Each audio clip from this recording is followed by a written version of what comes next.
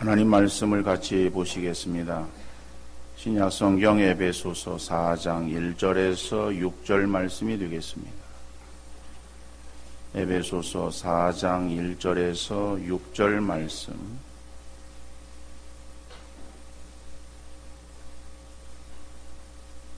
제가 읽어드리겠습니다. 그러므로 주 안에서 갇힌 내가 너희를 권하노니 너희가 부르심을 받은 일에 합당하게 행하여 모든 겸손과 온유로 하고 오래 참음으로 사랑 가운데서 서로 용납하고 평안에 매는 줄로 성령이 하나 되게 하신 것을 힘써 지키라. 몸이 하나요 성령도 한 분이시니 이와 같이 너희가 부르심의 한 소망 안에서 부르심을 받았느니라. 주도 한 분이시요 믿음도 하나요 세례도 하나요 하나님도 한 분이시니 곧 만유의 아버지시라. 만유에 계시고 만유를 통일하시고 만유 가운데 계시도다. 아멘. 바울 서신의 특징 중에 하나는 책을 크게 두 부분으로 나눈다라고 하는 거예요. 교리적인 면들을 다루고 있는 교리서인 경우에 있어서는 전반부에는 어떤 교리적인 그러한 면을 다루고 있고, 그리고 후반부에는 실천적인 면을, 그래서 양분되어서 기록이 되어져 있어요. 물론 모든 책들이, 바울 서신의 모든 책들이 다 그런 것은 아닙니다. 근데 오늘 이 에베소서를 보면은, 에베소서는 옥중 서신이에요. 그래서 옥에서 쓴 편지, 이렇게 말할 수 있는데, 그 옥중 서신인 에베소서는 1장에서 3장, 그 다음에 4장에서 6장, 이렇게 크게 두 부분으로 나눌 수 있어요. 그러면은 1장에서 3장까지는 무엇을 기록하고 있는가? 그것은 우리가 어떠한 자인가? 라고 하는 것에 대해서 말씀하고 있어요. 그리고 4장에서 6장까지에서는 그러면은 너희가 어떻게 행하고 살아야 될 것인가? 라고 하는 부분에 대해서 말씀하고 있습니다.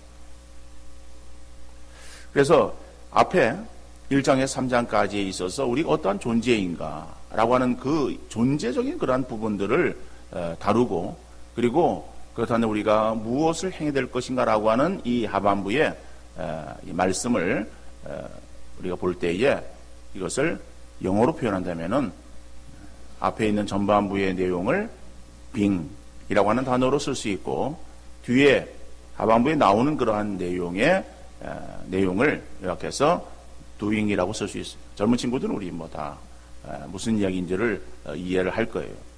우리가 어떠한 존재인가라고 하는 자기 존재성을 드러내는 그러한 그 말, 그렇죠? 영어로 being이라고 말할 수 있습니다.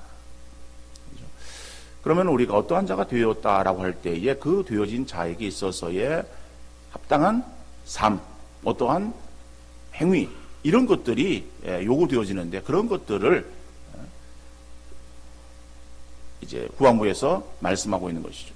근데 우리 사람들은 어디에 관심이 있는가 하면은 내가 무엇을 어떻게 많이 잘 할 수 있는가라고 하는 거기에 우리 어떠한 관심이 있고 거기에 초점이 맞춰져 있어요. 근데 하나님께서 우리에게 있어서 원하시는 것은 내가 무엇을 많이 하기보다는 먼저 내가 어떠한 존재인가라고 하는 것을 밝히 아시기를 원하시는 거예요.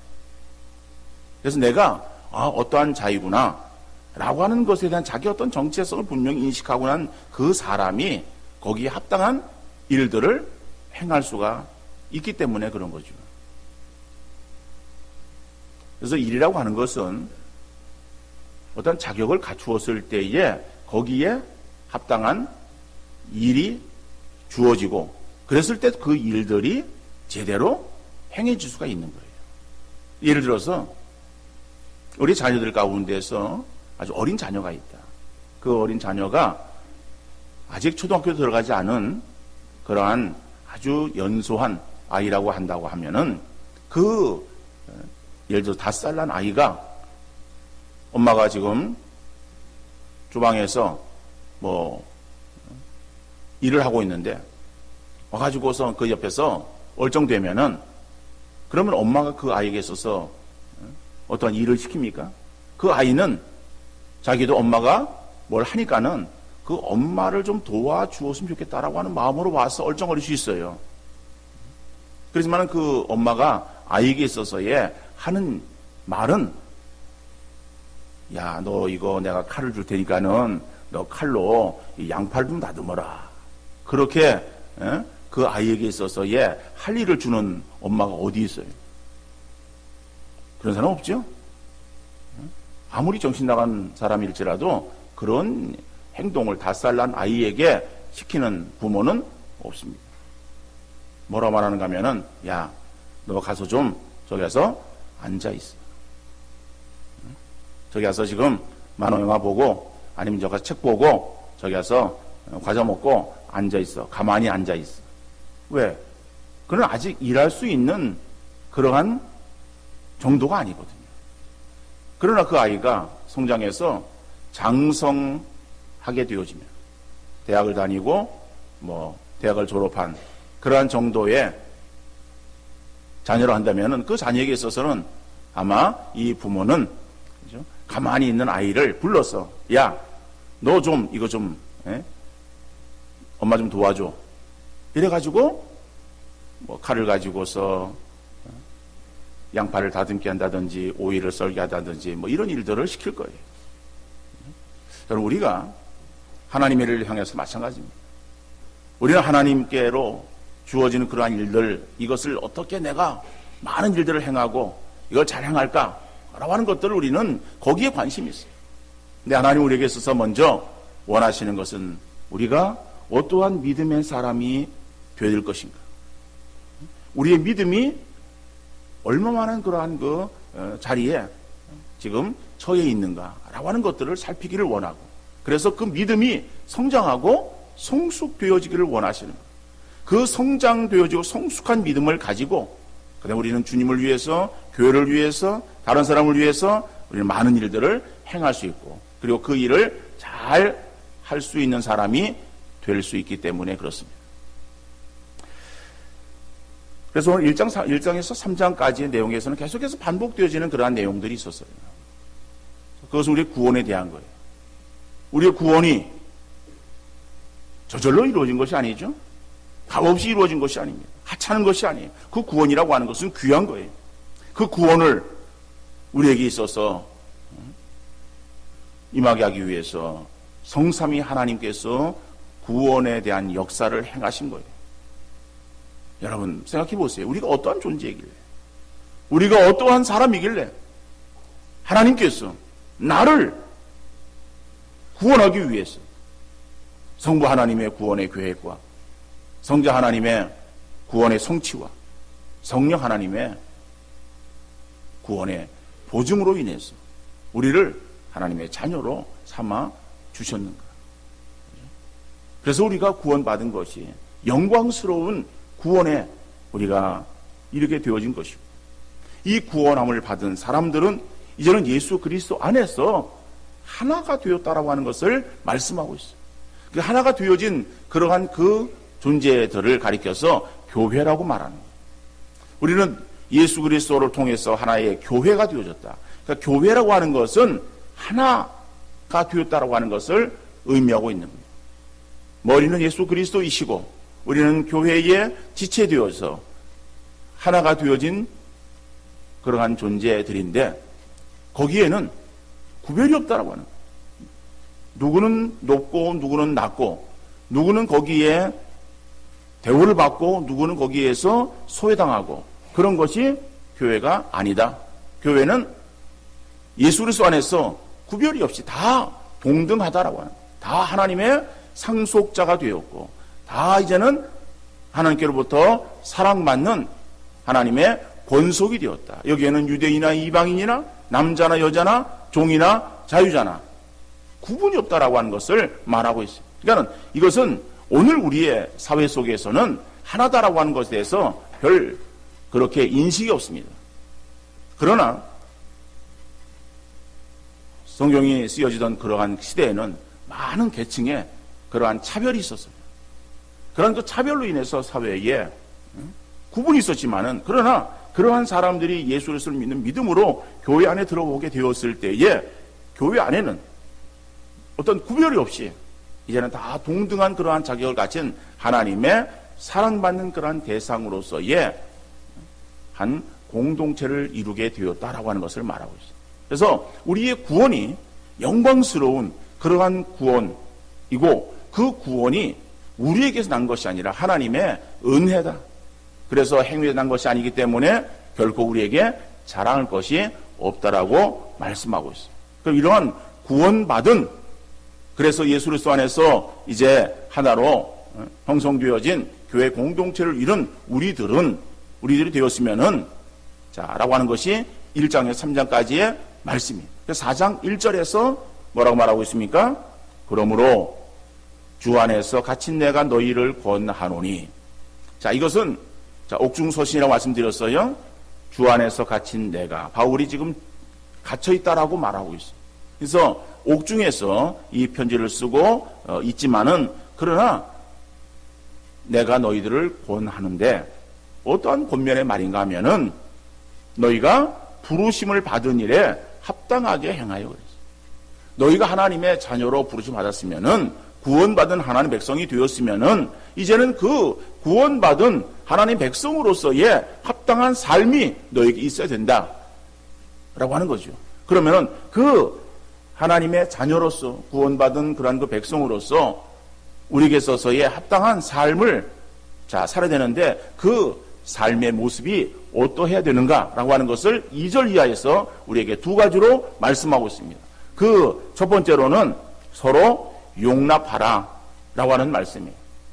오늘 보면 2절 말씀 보니까는 모든 겸손과 온유로 하고 오래 참음으로 사랑 가운데서 서로 용납하고. 우리가 구원받은 하나님의 백성이 되어졌고, 그리고 이제는 그 예수 그리스도로 인해서 한 교회 공동체를 이루게 되었으면은, 교회 공동체 안에 있는 우리들에게 있어서의 요구되어지는 삶의 모습이 있어요. 그 삶의 모습이 무엇인가 하면은 서로 용납하라 라고 하는 거예요. 그런데 서로 용납하기 위해서는 두 가지의 전제 조건이 있습니다. 오늘 우리가 그 한글 성경을 통해서는 두 가지의 조건, 그러면은 그 조건이 무엇인가? 우리가 두 가지 조건을 파악하기가 쉽지 않아요. 아무리 그 2절의 말씀을 깊이 읽어보아도, 그죠? 모든 겸손과 온유로 하고 오래 참음으로 사랑 가운데 서로 용납하고 그랬어요. 그래서 거기에 조건이 되어지는 그러한 그 요소가 무엇인가라고 하는 것을 우리가 발견하기 쉽지 않은데, 이 말을 원문으로 보면은 명확하게 구분이 되어 있습니다. 그래서 이 원문에서 보면은 무엇을 가지고라고 하는 그러한 뜻의 전치사인데, 메타라고 하는 그러한 전치사가 사용되어 있어요. 그래서 어디에 사용되어 있는가 하면은, 모든 겸손과 온유를 가지고, 그 다음에 오래 참음을 가지고 라고 되어져 있어요. 그래서 이 2절의 말씀 보면은, 교회 안에서 다른 성도를 사랑 가운데에서 서로 용납하기 위해서는 모든 겸손과 온유로 하고, 그리고 오래 참음으로, 그죠? 서로 용납하라 라고 말씀하고 있는 거예요. 그래서 이 본문을 직역하면은 모든 겸손과 온유를 가지고, 그 다음에 오래 참음을 가지고 라고 하는 그러한 말로 직역할 수 있습니다. 그런데 이 용납이라고 하는 말을, 그러면은 용납이 무슨 말이냐? 용납한다라고 하는 것은 다른 사람을 있는 그대로 받아들이고 이해하는 관대함을 말하는 거예요. 그 사람에 대해서 있는 그대로 그 사람을 이해하고, 그리고 받아들이고 이해하는 그러한 관대함, 이것이 용납한다라고 하는 거예요. 그런데 서로 용납하고 라고 하는 이 말이 우리 성경에는 좀 애매하게 되어져 있지만은, 이것이 원문에는 명령형으로 되어 있어요. 그러니까는 서로 용납하는 것이 해도 되고 하지 않아도 되는 것이 아니라 당연히 해야 되는, 그죠? 명령의 말씀이다라고.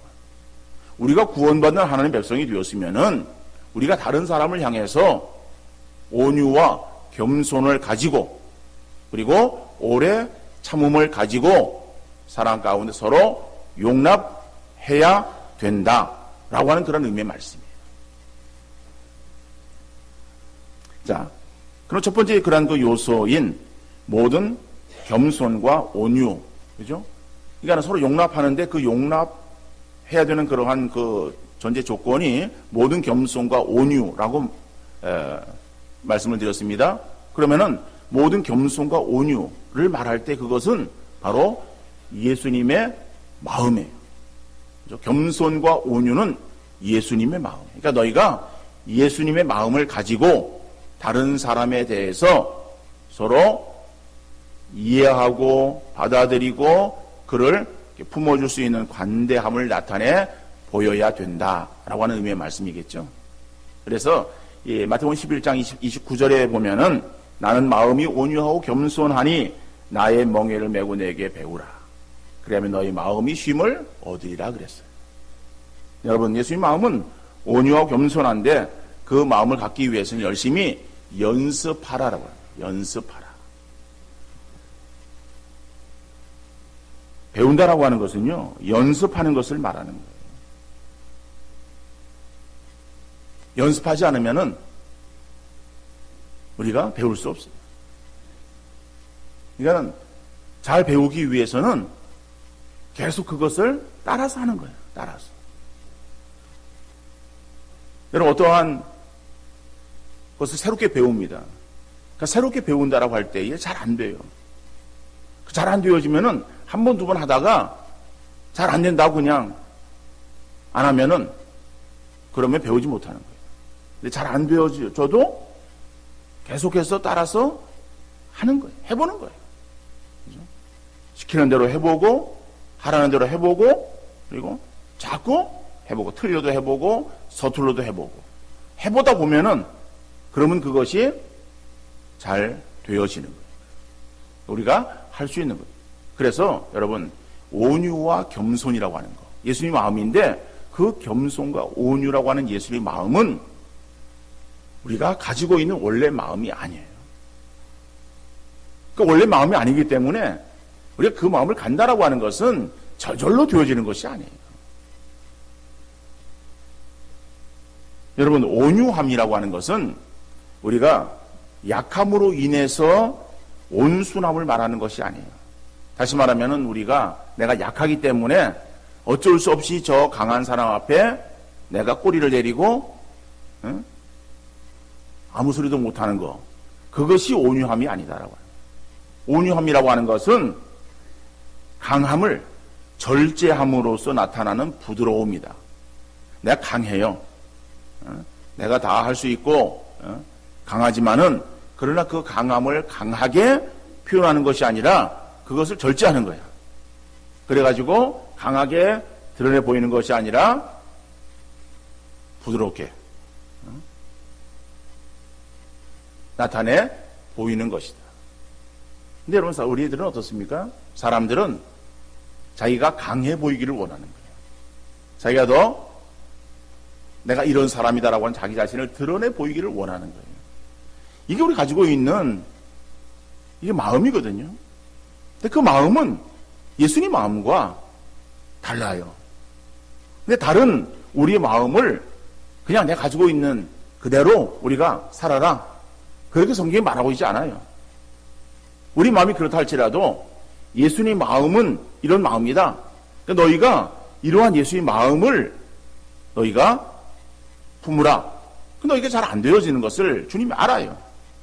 주님이 아시기 때문에 우리에게 있어서 잘 안 되지, 그거 잘 안 된다고 포기하지 말고 될 때까지 너희가 한번 해봐. 그래서 배우라 라고 말씀하고 있는 거예요. 여러분, 온유함은 우리 예수님의 마음이라고 말씀하셨죠. 여러분, 예수님의 온유하심이 성경 빌립보서 2장 6절 이하에 보면은 하나님과 근본 본체 신하 그와 함께 동등됨을 취하지 아니하시고 자기를 낮춰 종의 형체를 가져 사람의 모양으로 이 땅에 오셨다라고 말하고 있어요. 그리고 십자가에 죽기까지 복종하셨다라고 말해요. 여러분, 예수님은 하나님과 동등되어진 그러한 분이세요. 그러니까는 그렇게 능력 있고 강하신 분이세요. 그런데 그 강함을 가지고 사람들을 심판하는 게 아니에요. 너 죄를 지었지? 죄를 지었기 때문에 너는 당장에 그냥 사형이야. 우리를 강하게 그렇게 심판하시는 그런 분이 아니라 우리를 위해서 자기를 낮추시는 거예요. 그리고 종의 형체를 가져 사람의 모양으로 이 땅에 오시는 거예요. 오셔가지고 그래서 다른 사람에게 있어서 비난을 받을 때에 그 비난에 대해서 더 강하게 대꾸하지 않으셨어요. 오히려 그것을 다 당하시고 수모를 당하시는 분이에요. 침뱉음을 받으시고, 그죠? 손바닥으로 치는 그러한 것을 맞으시고, 그죠? 결국에는 여러 가지 수모를 당하시면서 십자가의 고난 가운데에 이제는 끝내 죽임을 당하셨다. 그러니까 그 모습은 아주 연약한 모습이에요. 그 연약한 모습이 원래 주님 모습인가 하면 주님 모습은 아니에요. 왜요? 그 주님은 하나님이시니까요. 하나님이신데 우리를 위해서 자기의 그 강함을 다 내려 놓으신 거예요. 그리고 약한 모습으로 우리에게 오셔서 우리를 위해서 십자가에서 피 흘려 죽어주시는 그러한 이 구속의 은혜를 베풀어 주신 주님. 그래서 그 주님은 온유하신 분이라고 성경이 말씀하고 있습니다. 그러니까 우리가 그 주님의 온유하심으로 인해서 구원에 임하게 되어진 거예요. 그러면은 우리 마음이 어떤 마음이 되어야 될 것이냐? 우리 마음도 주님 마음을 따라서 온유함을 가지게 돼요. 겸손도 마찬가지예요. 겸손이라고 하는 거. 예수님의 겸손의 어떤 극치를 보여주셨어요. 그러니까 빌보 2장 6절에 이하의 말씀이 바로 그런 말씀들을 나타내는 거예요. 여러분, 신이신 하나, 그죠? 하나님과 동등이신 예수님이 정말 인간의 모습으로 오신다라고 하는 그것은 감당할 수 없는 그러한 수모예요. 자기 낮추심이에요. 그 낮추심으로 인해서 그래서 죽기까지 복종하셨다. 여러분, 그런데 우리는 그 주님의 이러한 겸손하심을 통해서 우리가 하나님의 자녀가 되었어요. 그리고 우리가 겸손이라고 하는 그것도 하는 관계 속에 있어서 하나님께 우리를 낮추는 것을 말하는 거예요. 그래서 늘 우리는 하나님 앞으로 우리 자신을 낮추고 또 다른 사람에게 향해서도 우리 자신을 늘 낮추는 그러한 우리의 모습이 되어야 하는데 우리의 마음이 그렇습니까? 우리가 그렇게 스스로를 낮추기를 원하고 있습니까? 잘 낮아집니까? 근데 우리는 죄 가운데 거할 때에 우리의 모습은 어떤 모습이었는가 하면은 사단의 속성을 따라서 교만함에 처해 있었어요. 사단은 교만한 자예요. 그래서 스스로 높아져서 하나님같이 되려고 하다가 하나님의 진노하심 가운데에 그래서 지상으로 떨어진 자, 바로 이거 사탄이에요. 그럼에도 불구하고 자기의 그 속성, 이것은 바뀌지 않고 변하지 않아요.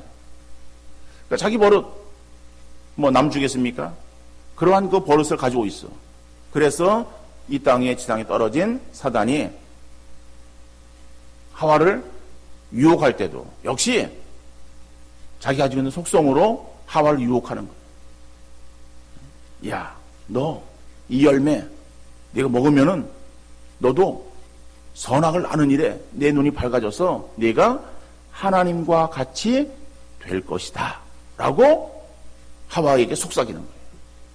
그러니까 그 이야기를 들은 하와 마음에 동하는 거죠. 결국에는 죄를 짓게 되는 거예요. 그러므로 인해서 사람의 마음속에 하나님의 형상은 깨어지고 그 가운데 사단의 속성이 들어오게 되어집니다. 근데 사단의 속성은 교만이에요. 근데 우리가 예수 그리스도를 믿음으로 인해서 우리 하나님의 자녀가 되었어요.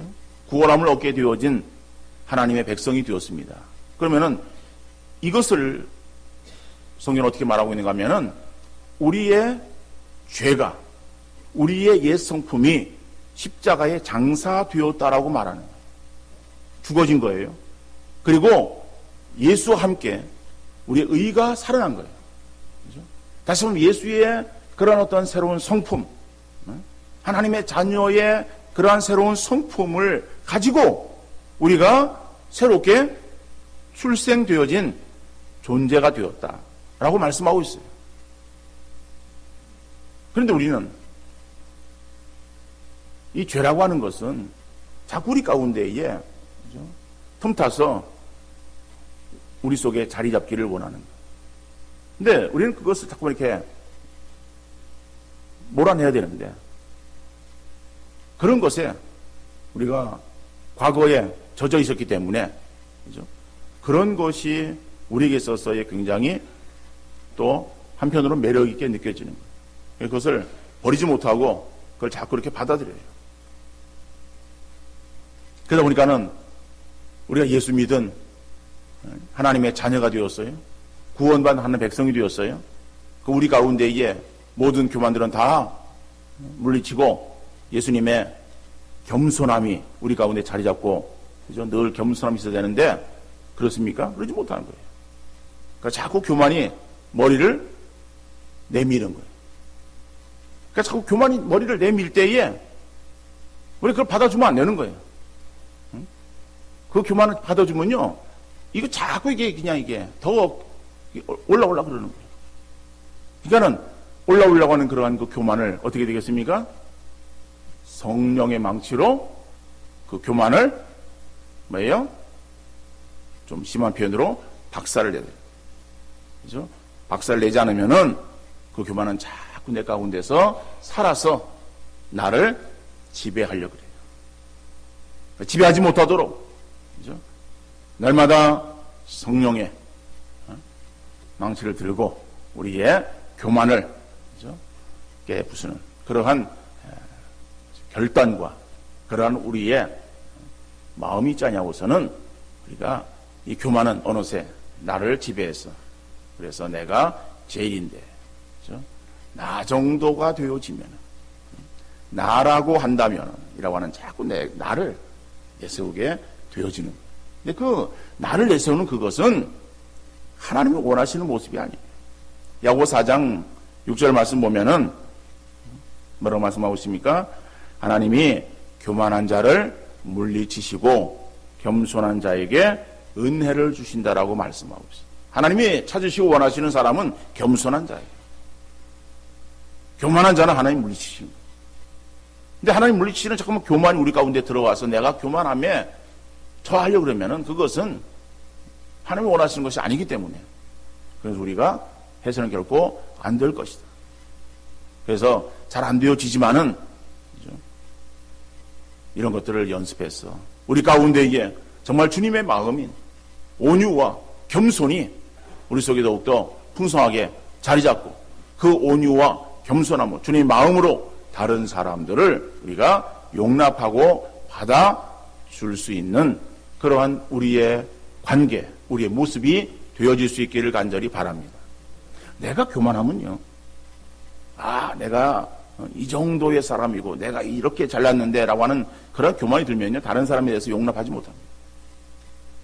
다른 사람에 대해서 우리가 무시하고 그렇죠? 그 사람에 대해서 정죄하고 그 사람을 판단하는 그러한 일들을 행하게 되어집니다.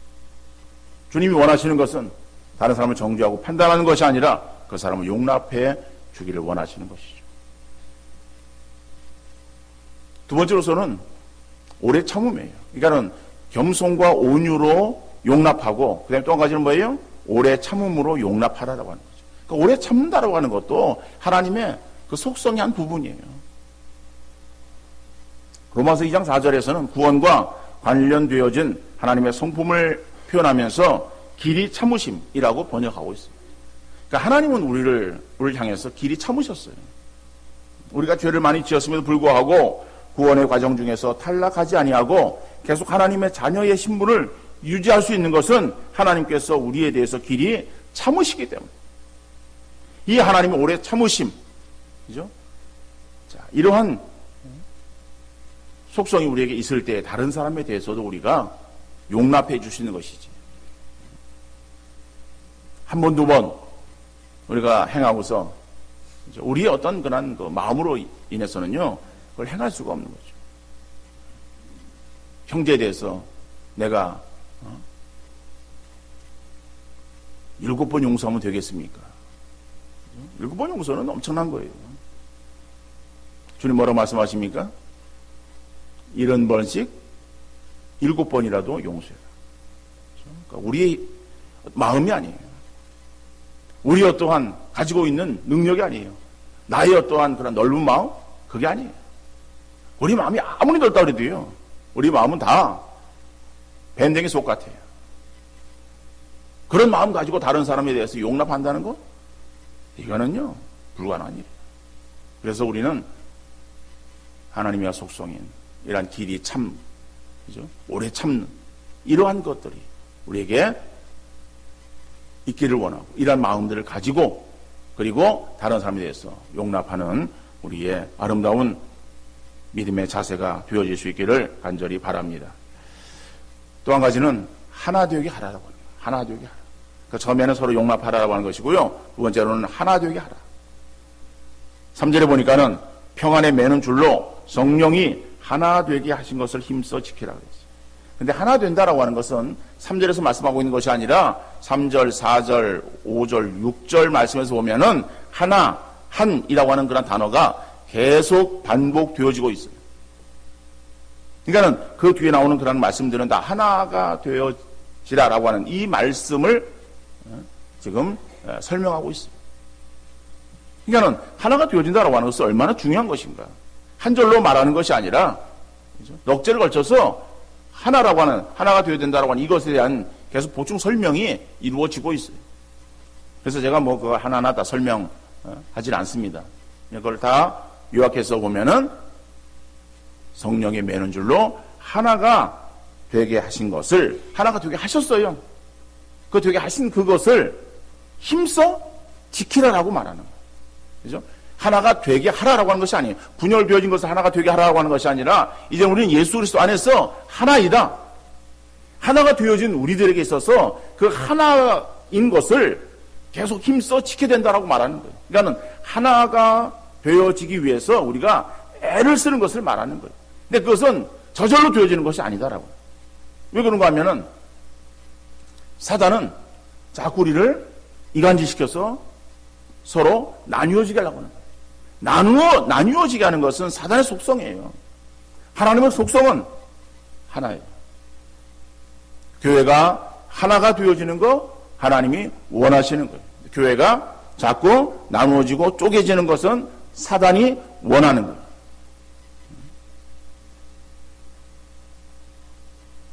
여러분, 우리가 하나님이 원하시는 그러한 그 모습을 이루어가 될 것인가? 사단이 조장하고 사단이 우리에게 있어서 원하는 그런 관계를 우리가 이루어 가야 될 것이냐? 그죠? 우리는 당연히 하나님이 기뻐하시는 그런 뜻을 이루어 가는 성도, 그런 교회가 되어야 되겠죠. 자, 그러면은 하나가 된다라고 하는 것 생각할 때에 그것에 반대되어지는 것은 서로 나뉘어지는 것을 말하는 거예요. 자, 우리의 관계가 서로 나뉘어지고 하나가 되지 못하는 것이 무엇인가? 바로 그것은 우리 가운데 미움과 불신이 생길 때에 우리는 서로 나뉘어지게 될 거예요. 그러면은 분열과 다툼으로 몰아가는 가장 큰 요인이 무엇이겠는가? 가장 큰 요인은 저는 그것은 부정적인 말이라고 생각이 되어집니다. 다른 사람을 세워주고 다른 사람들을 위해주는 진정한 위로의 한마디는 깨어지고 서먹서먹한 관계를 훈훈하게 만들어주지만은 화목하고 화평한 관계를 차갑게 만들고 균열지게 만드는 것은 상대의 마음에 상처를 주는 한마디의 말이에요. 말이라고 하는 것은 내 입장이나 내 기분에 따라서 해서는 안 돼요. 세상 사람들은 내 입 가지고 내가 말하는데 뭐가 잘못되었고 뭐가 틀렸냐고 말하는 거예요. 우리에게 중요한 것은 내가 하는 것이 틀렸거나 잘못되어졌거나 아니면은 맞거나 잘한 것이냐를 따지기보다는 내가 하는 말이 다른 사람에게 어떻게 들리고 어떤 영향을 줄 것인가를 먼저 헤아려 살펴볼 수 있기를 바랍니다. 내가 하는 말 한마디는요, 결코 공중으로 소멸되어지지 않아요. 다른 사람의 귀를 통해서 그 마음에 영향을 미치게 되어집니다. 그래서 내가 하는 말이 어떤 영향을 미칠 것인가를 늘 살펴서 조심할 수 있기를 바랍니다. 그렇죠? 나의 기분에 따라서 툭 던진 한마디, 잔잔한 연못을 향해서 던진 돌멩이가 되어서 그 돌멩이는요, 연못에 살고 있는 개구리들에게는 위협적인 살인 무기가 될 수 있는 것과 마찬가지로 내가 던진 그 말 한마디는 다른 상대에게 있어서의 가슴에 그렇죠? 깊은 상처를 안길 수 있고 그 사람을 죽음으로 몰아넣는 그러한 살인 무기가 될 수도 있는 거예요. 그래서 우리 주님께서 살인에 대해서 말씀하실 때에 살인하지 말라. 살인하면 너희가 심판을 받게 되리라 하는 것을 너희가 들었으나 나는 너희에게 말하노니 사람이 형제에 대해서 노하는 자마다 심판을 받게 되고 형제에 대해서 라가라는 자마다 공회에 잡히게 되고 형제에 대해서 미련한 놈이라고 하는 자마다 지옥불에 던져지게 되느니라 라고 말씀하셔요. 살인이라고 하는 거, 유대인들은요, 내가 어떠한 흉기를 들어서 아니면은 어떠한 기구를 통해서인지 어떠한 다른 사람에게 육체에 상해를 입히고 죽이는 이러한 것들을 살인이라고 생각했어요. 그것만 살인이라고 생각했던 거예요. 근데 예수님은 그런 육체적인 어떠한 살인, 이것도 살인이겠지만은 그보다 뭘 말합니까? 마음에 깊은 상처를 주고서 그래서 그 사람이 정말 그 말로 인한 그러한 어떠한 죽음에 이르는 그러한 어떤 상태에 만드는 것, 그런 것들도 살인이라고 그렇게 말씀하고 있는 거예요. 그러니까 우리가 우리의 입을 가지고 내가 말하는데 뭐가 잘못됐느냐, 그거는 세상 사람들이 하는 말이에요. 우리들은 내 입 가지고 내가 말하는 데가 아니라 내가 하는 말이 다른 사람에게 어떠한 영향을 미칠 것인가라고 하는 것을 우리가 좀 헤아려 말할 수 있는 우리 모두가 되어질 수 있기를 간절히 바랍니다. 그래서 우리가 말 조심해야 돼요. 말을 안 하는 것이 상책이에요. 근데 우리가 어떻게 말을 안 하고 살아갈 수 있겠어요? 벙어리가 되어서는 못 살아가요. 그래서 말을 해야 돼요. 말을 해야 하는데 말할 때에 우리가 가려서 해야 되고 상대의 마음을 헤아려 해야 되고 내가 하는 말이 어떠한 영향을 미칠 것인가를 깊이 생각하며 우리가 말할 수 있는 우리의 관계가 되어질 수 있기를 간절히 바랍니다. 우리는 서로 사랑하는 사이, 한 가족 되어진 사이, 예수 그리스도 안에서 예수의 피로 하나가 되어진 하나님의 가족들이에요. 우리 가운데에 사랑의 마음을 가지고 다른 사람을 향해서 좋은 영향을 미치고 사람을 살리고 사람을 세워주는 그러한 우리의 입술에 언어가 되어질 수 있기를 간절히 바랍니다.